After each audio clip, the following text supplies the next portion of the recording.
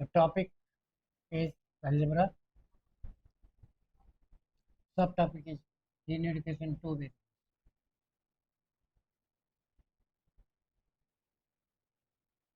Let us say that x is equal to 3 and y is equal to 1. That. And let us find the value of 3x plus 7y. This is equal to 3 into 3 plus 7 into 1. 9 plus 7. This is 7 is equal to 16. You get an equation. 3x plus 7y is equal to 16. Okay. This is a linear equation. Why? Because the value of the power of x is 1 and also power of y is 1. This is called linear equation in two variables. Linear equation with two variables. Two variables. Here the variables are x and y. Here variables are x and y. X and y. Okay. Linear equation in one variable क्या होता है? जैसे 3x is equal to 5. One variable. Linear क्यों? क्योंकि degree 1 है, power इसकी 1. Power जिसमें 2 होती है, जैसे 5x square is equal to 3. This is quadratic equation because power is 2. 5x square plus 7x is equal to 3. This is also quadratic equation because the highest power is 2. Okay. This x is equal to 3, y is equal to 1 is not the only solution of this. It has many solutions. In fact, infinite solutions. Let us put x is equal to 0. Let x is equal to 0. Substitute x is equal to 0. Substitute x is equal to 0 in 3x plus 7y is equal to 16. X is equal to 0. 3 into 0 plus 7 into y is equal to 16. Therefore, 7 into y is equal to 16. Therefore, y is equal to 16 by 7. Therefore, x is equal to 0 and y is equal to 16 by 7 is also solution to this. एक solution तो ये हो गया x is equal to 3 y is equal to 1. इसमें तो दोनों integer value total दोनों इसमें नहीं है. एक 0 है, वैसे ये भी इंटीजर है, और दूसरा 16 by 7 है. This is not integer, this is rational number.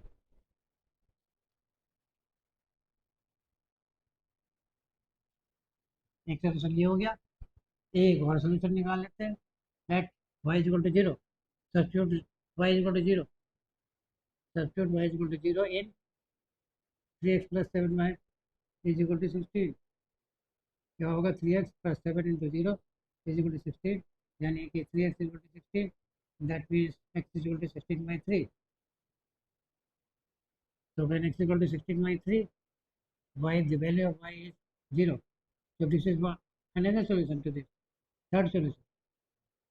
There are in fact infinite solutions. There are in fact infinite solutions. Let us plot this 3x plus 7 is equal to 16 in a graph paper. 3x plus 7y is equal to 16. कैसे plot करेंगे? ये एक line ऐसे खींचिए, एक line आप इसके perpendicular खींचिए. इस वाली को आप एक्स एक्सिस कहिए, इस एक्सिस इसको वाई कहिए. ये वाई पॉजिटिव एक्सिस, ये इधर को वाई नेगेटिव एक्सिस. ये इन्फाइनाइट तक जा रही है, ये भी इन्फाइनाइट तक जा रही है, इन्फाइनाइट से तक. और ये वाई की एक्स की नेगेटिव एक्सिस. यहाँ कोई स्केल मान लीजिए. Let this be 1. इसको हम 0 मानेंगे. ये ऐसे एक्चुअली में लाइन डायग्राम है.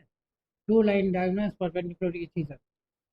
ये 2 मान लिया, इसको 3 मान लिया. सेम डिस्टेंस होना चाहिए. इसको 4 मान लिया, ये 5 है. ऐसे यहाँ पर 1, यहाँ पर 2, और यहाँ पर 3, और यहाँ पर 4. Okay. Let us plot this. कैसे प्लॉट करते हैं? सबसे सरल तरीका क्या है? Let x equal to 0. इसको 0 मान लिया, इसको 0 मान लिया. तो जब 7y is equal to 16, y is equal to 16 by 7. 16 by 7 what? 2 by 7. जहाँ जब x is equal to zero, ये लाइन जो होती है x is equal to zero line होती है, याद रखिए इसको। X is equal to zero line क्यों? जिसमें हर पॉइंट पर एक्स जीरो होगा। जैसे ये पॉइंट हमने लिया, ये पॉइंट हमने लिया, इस पॉइंट के लिए एक्स की वैल्यू 3 है, वाई की वैल्यू 2 है। This point is called 3 2। पहले एक्स की वैल्यू लिखते हैं, फिर वाई की वैल्यू लिखते हैं। दिस पॉइंट इज 3 2, ठीक है। दिस पॉइंट इज 0 2, क्योंकि इसके एक्स की वैल्यू 0 है। This point is 0 3, this point is 0 4,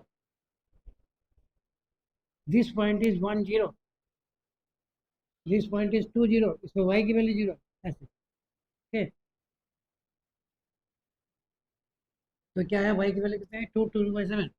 तो यानी कि 2 और 3 के बीच में इसके 7 पार्ट्स करिए और यहाँ से 2 पार्ट ले लीजिए, बस। ये पॉइंट हो गया, ये हो गया तुम्हारा 2 2 बाई 7। ठीक, अगली बार हम क्या करेंगे, और ये पॉइंट आ गया, अगली बार वाई को 0 कर देंगे। तो 3x इज इक्वल टू 16, तो x is equal to 16 by 3, that is 5 1 by 3। ठीक है, यानी 5 से 5 और 6 की, 5 और 6 के 3 पार्ट करें, एक पार्ट ले लें यहाँ से। तो this point is 5 1 by 3। For this point, the value of y is 0.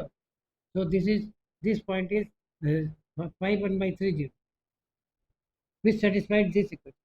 इस इक्वेशन को सेटिस्फाई कर देगा। क्यों करेगा? क्योंकि आपने x की वैल्यू 0, y की वैल्यू 0 रखी, x की वैल्यू 3 आई। 2 पॉइंट आ गए इससे, एक x की 0 रखने पर ये आया, और एक y की वैल्यू 0 रखने पर ये आया। इन दोनों को आप मिला दीजिए, जस्ट जॉइन दीज 2 पॉइंट्स, और इसको एक्सटेंड कर दीजिए आगे इनफिनिट तक। लाइन की जो लेंथ होती है वो इनफाइनाइट होती है। देखिए, any line passing through A B, ये ऐसे डिनोट करेंगे, this is line passing through A B, file this is line segment, ये लाइन सेगमेंट है, दिस इज लाइन सेगमेंट।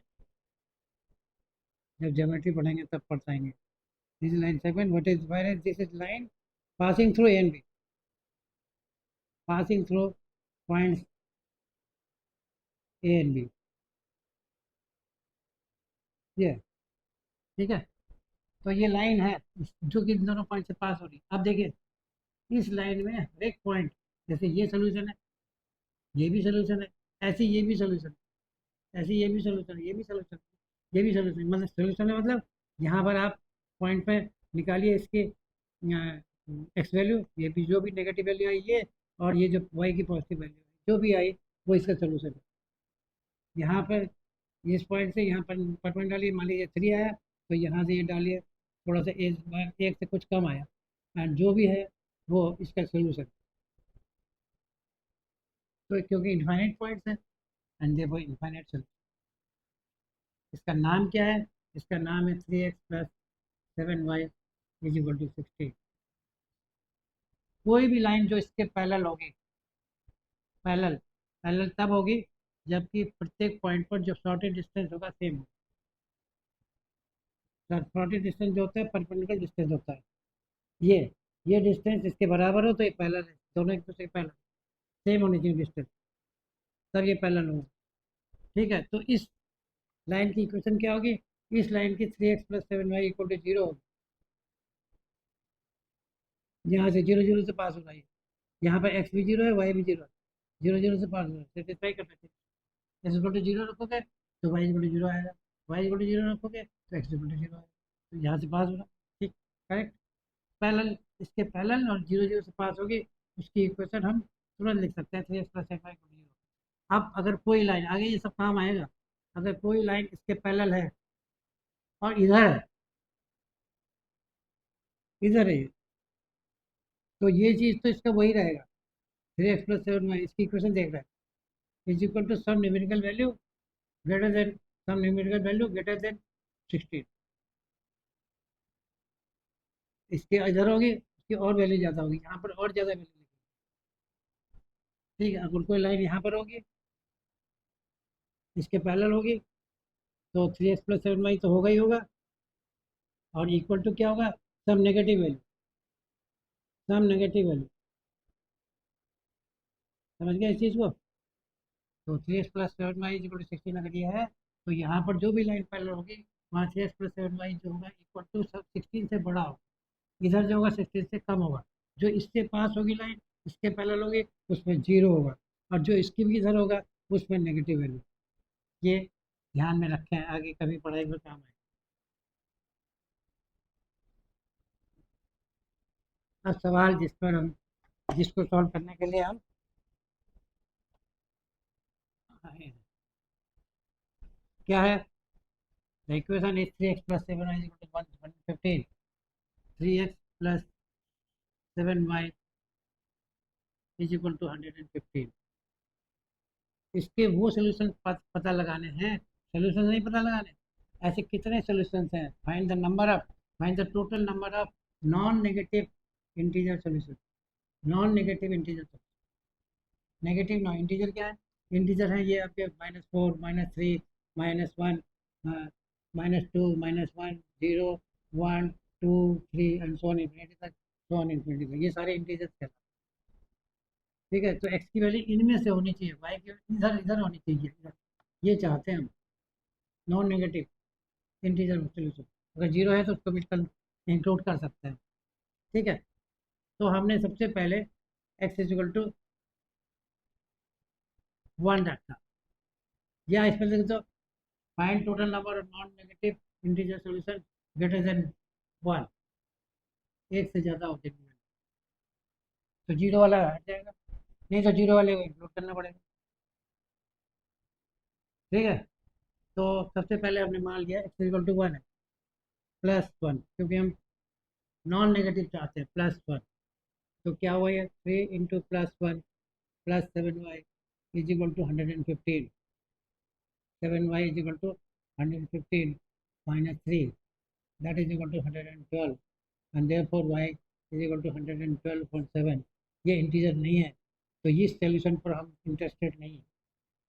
ये तो ठीक है इंटीजर, ये नहीं है पॉजिटिव, लेकिन नहीं है, 7 पे भाग जाता नहीं, नहीं जाता है, कम से कम 7, 16 जाता है। ठीक है, clear, y is equal to 16। तो एक सोल्यूशन आप हो गया, x x equal to 1 and y is equal to 16।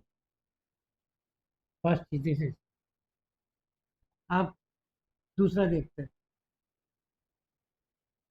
2, x equal to 2, ये 6 हो गया, ये 6 हो गया, ये क्या हो गया? 109 हो गया, 109/7 हो गए, 7 के दिमाग नहीं जाता है, तो ये नॉट इंटीजर नहीं, दिस इज नॉट इंटीजर। फिर हमने 3 रखा, 3 रखा यहाँ, ये 9 हो गया, ये 9 हो गया, ये 106 हो गया, 106/7 हो गया, ये भी नहीं है, ये इंटीजर नहीं है, इंटीजर नहीं है। फिर हमने 4 रखा, 4 रखा यहाँ, 4 3 12, ये -12 हो गया, तो ये 103 हो गया, ये 103/7 हो गया। ठीक है, ये अभी नहीं है, इंटीजर नहीं। फिर हमने 5 रखा, 5 रखा, 15 हो गया, 15 हो गया, ये 100 हो गया, 100/7, ये भी इंटीजर नहीं है। फिर हमने 6 रखा, +6, ये 6, 18 हो गया,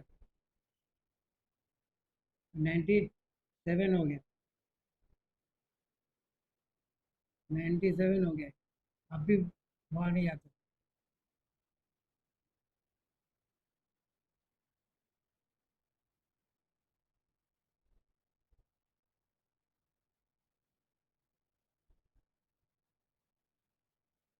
फिर हमने 7 रखा, 7, 21, कितना हुआ? 94 हो गया, 94 हो गया,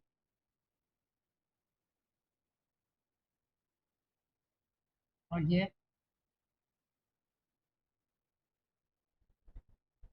नहीं हुआ, ये भी नहीं है,